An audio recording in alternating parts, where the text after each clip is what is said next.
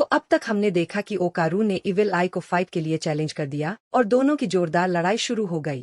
Turbo granny से मिली training की वजह से ओकारून अब पहले से कहीं ज्यादा तेज हो गया था और इविल आई को कड़ी टक्कर दे रहा था। इविल आई उसे अपने कर्स्ट हाउस में कैद करने की कोशिश करता है, लेकिन ओकारून तुरंत निकल जाता है और फुल थ्रॉटल मोड में जाकर इविल आई को जोरदार हेडबट मार देता है। इविल आई सीधा मोमो के घर से टकराता है और जो थोड़ा बहुत घर बचा था वो भी तबाह हो जाता है।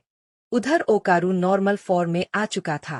इविल आई कहता है, आज तो मजा आ गया, चलो और लड़ते हैं। जल्दी से फिर से ट्रांसफॉर्म हो जाओ।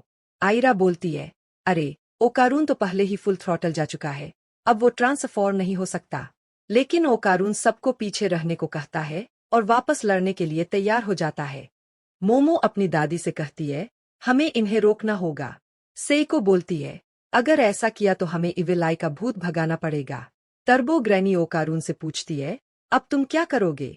तुम्हारे पैर कांप रहे हैं, खड़े रहना मुश्किल है। इविल आई ओकारून के पास आकर बोलता है, तुम अभी तक इंसानी रूप में क्यों हो? जल्दी ट्रांसफॉर्म करो और लड़ो। लेकिन ओकारून कहता है, मुझे कमजोरों से लड़ने का शौक नहीं है। अभी की फाइट से साफ हो गया कि तुम मुझे हरा नहीं सकते, इसलिए अब मैं तुमसे नहीं लड़ूंगा। इविल आई बहस करने लगता है, मैं कमजोर नहीं, स्ट्रांग हूँ। ओकारून जवाब देता है, ठीक है, जब तुम थोड़े और ताकतवर बन जाओ तब हम फिर से लड़ेंगे।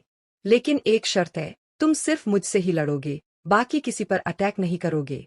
इविल आई मान जाता है, ठीक है, मैं सिर्फ तुमसे ही लड़ूंगा। ओकारून पूछता है, लेकिन तुमने कहा था कि तुम सारे इंसानों को मार दोगे, उस पर भरोसा कैसे करूं? इविल आई गुस्से में बच्चे की तरह बोलता है, नहीं, मैं बस तुमसे ही लड़ूंगा, हर सेकंड लड़ूंगा। ओकारून कहता है, लेकिन मुझे स्कूल भी जाना होता है, रोज तो नहीं लड़ सकता। हफ्ते में एक दिन, ट्यूसडे को फाइट करेंगे, डील पक्की। सब समझ जाते हैं कि ओकारून का असली प्लान यही है। अब हमें फ्लैशबैक दिखता है। ओकारून कहता है कि इविल आई असल में एक बच्चे जैसा है जो खेलना चाहता है।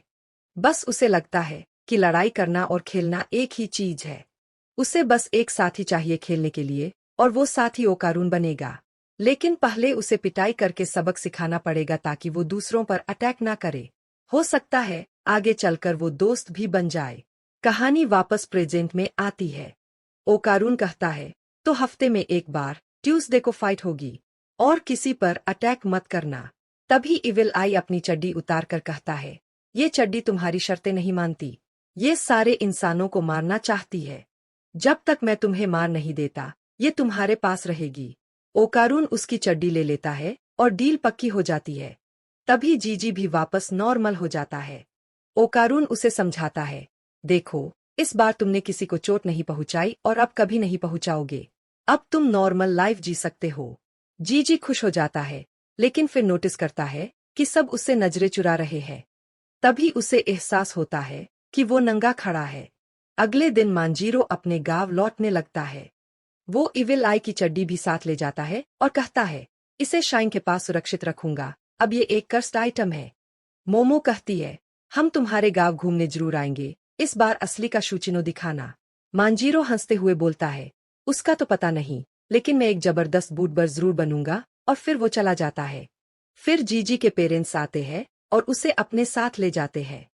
वो सेइको को धन्यवाद देते हैं इतने दिनों तक जीजी का ख्याल रखने के लिए। सेइको माफी मांगती है, मैं अच्छे से ख्याल नहीं रख पाई। ये सुनकर सब हैरान रह जाते हैं क्योंकि उन्होंने पहली बार उसे ऐसे बोलते सुना था।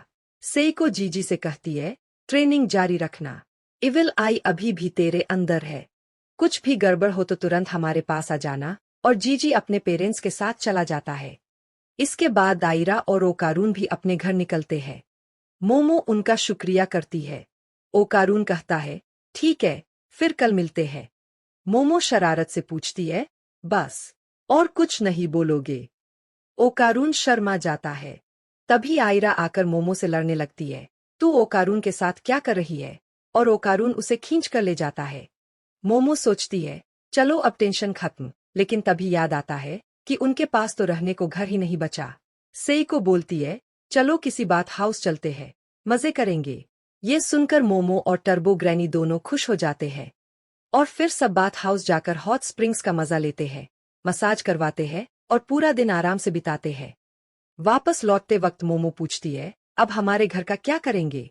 तो सेइको कहती है, फिर से बनाना ही पड़ेगा। मोमो पूछती है, लेकिन हमारे पास इतने पैसे कहाँ है? सेइको कहती है, नहीं, इस बाथ हाउस में जो पैसे बचे थे वो भी खत्म हो गए। मोमो बोलती है, मैंने भी हाल ही में पार्ट टाइम जॉब शुरू की है, मेरे पास भी पैसे नहीं है। सेइको कहती है, अरे तुमसे पैसे मांगे किसने?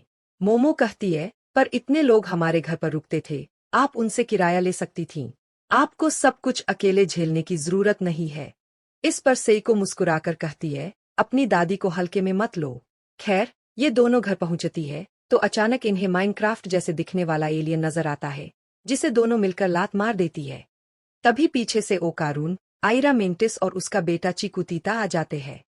ओकारून कहता है, वो और आयरा मेंटिस के पास मदद मांगने गए थे कि क्या वो मोमो का घर बनवाने में कुछ कर सकता है। मेंटिस उन्हें अपने दोस्त मिस्टर लुड्रिस से मिलवाता है।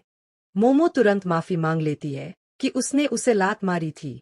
मेंटिस बताता है, ये एक कंस्ट्रक्शन स्पेशलिस्ट है और बहुत जल्दी इनका घर खड़ा कर देगा। सेइको कहती है, तुम लोग अब अपने घर जाओ और आराम करो। पर ओकारून और मेंटिस बोलते हैं, नहीं, हम आपकी मदद करना चाहते हैं। आपने हमारे लिए बहुत कुछ किया है। सेइको मान जाती है। मेंटिस अपने साथ कुछ क्यूब्स लेकर आया था, जिनसे कंस्ट्रक्शन किया जाएगा। इनका नाम है नैनोस्किन। इनसे जैसा चाहो वैसा शेप बना सकते हो और कुछ भी क्रिएट कर सकते हो। साथ ही इनकी खासियत है मटेरियल मेमोरी, यानी अगर इनसे बनी दीवार टूट भी जाए तो खुद ब खुद रिपेयर हो जाएगी। बस अपने दिमाग में जो भी इमेज सोचो, क्यूब उसी रूप में बदल जाएगा। मोमो दिमाग में सोचकर एक क्यूब को बुद्धा की मूर्ति बना देती है। ये बुद्धा वाली बात आगे काम आएगी। फिर सब मिलकर घर बनाने लगते हैं। आयरा तो चीकूतीता के साथ खेलती रहती है और टर्बोग्रेनी आराम करती है। अगली सुबह तक पूरा घर बनकर तैयार हो जाता है। सेइको मेंटिस का शुक्रिया करती है। मोमो भी ओकारून और आयरा को थैंक यू बोलती है। ओकारून कहता है, ये घर उसे अपना घर सा लगने लगा था, इसे टूटा देखना अच्छा नहीं लगा। मोमो मुस्कुराकर कहती है, तुम कभी भी यहाँ वापस आ सकते हो। फिर सब लोग चले जाते हैं और मोमो व सेइको बहुत खुश होकर घर के अंदर आराम करने चली जाती है। तभी जीजी अपने पेरेंट्स के साथ आ जाता है। वो भी घर बनाने में मदद करने आया था, लेकिन जब देखता है कि घर तो पहले से ही बना हुआ है तो थोड़ा हैरान हो जाता है। मोमो उन्हें शांत रहने के लिए कहती है, क्योंकि सेइको सो रही थी। इसके बाद मोमो और जीजी स्कूल जाते हैं। मोमो पूछती है, ईविल आई अब तुम्हें परेशान तो नहीं करता? जीजी बताता है, हाँ, वो कुछ बार मेरे अंदर ट्रांसफॉर्म हुआ है, लेकिन उसने कुछ किया नहीं। लगता है अब वो अपना चड्डी प्रॉमिस निभा रहा है। शायद मेरे और ईविल आई के बीच कोई कनेक्शन बन गया है। फिर जीजी अचानक मोमो से पूछता है, तुम किसी को पसंद करती हो क्या? ये सुनकर मोमो रुक जाती है और शर्मा जाती है। जीजी उसका मजाक उड़ाने लगता है। तभी कुछ लड़कियां जीजी को घेर लेती है, क्योंकि वो इतने दिनों से स्कूल नहीं आया था। एक लड़की उसे अपनी कोल्ड ड्रिंक पीने को देती है। जैसे ही जीजी पीता है, वो ईविल आई में बदल जाता है। पर इस बार उसके कपड़े नहीं फटते और शायद इंसान उसकी असली शक्ल देख भी नहीं पा रहे थे। ईविल आई लड़कियों को डराते हुए कहता है, मैं तुम सबको मार दूंगा। लड़कियां डर जाती है। मोमो तुरंत उसे पकड़कर कहती है, अरे ये तो मजाक कर रहा था, चलो निकलो यहाँ से। मोमो उसे वापस इंसान बनने के लिए कहती है, लेकिन ईविल आई मानता नहीं। वो फुटबॉल खेलते लड़कों को देखकर उसे अपनी कर्स्ड बॉल समझ लेता है और लात मार देता है। बाकी सबको लगता है कि जीजी उनकी टीम ज्वाइन करना चाहता है, लेकिन ईविल आई इतनी ताकत से खेलता है कि सारे लोग उड़ जाते हैं। मोमो किसी तरह उसे काबू में करती है, लेकिन गर्म पानी कहीं भी नहीं मिल रहा। वही उसे पिलाकर जीजी को नॉर्मल कर सकती थी। वो जीजी को क्लास में ले आती है और शांत करने की कोशिश करती है।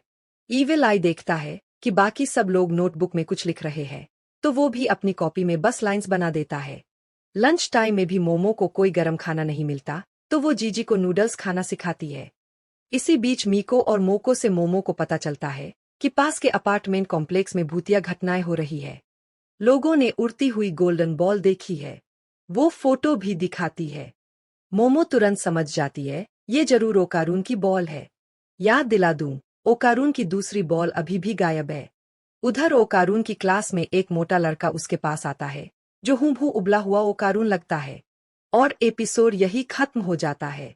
तो दोस्तों, ईविल आई आर्क यही खत्म हुआ। अगर वीडियो अच्छा लगा हो तो लाइक और शेयर करो और कमेंट में बताओ कि ये एपिसोड आपको कैसा लगा। तो जल्दी से सब्सक्राइब करो और बेल आइकॉन दबाओ।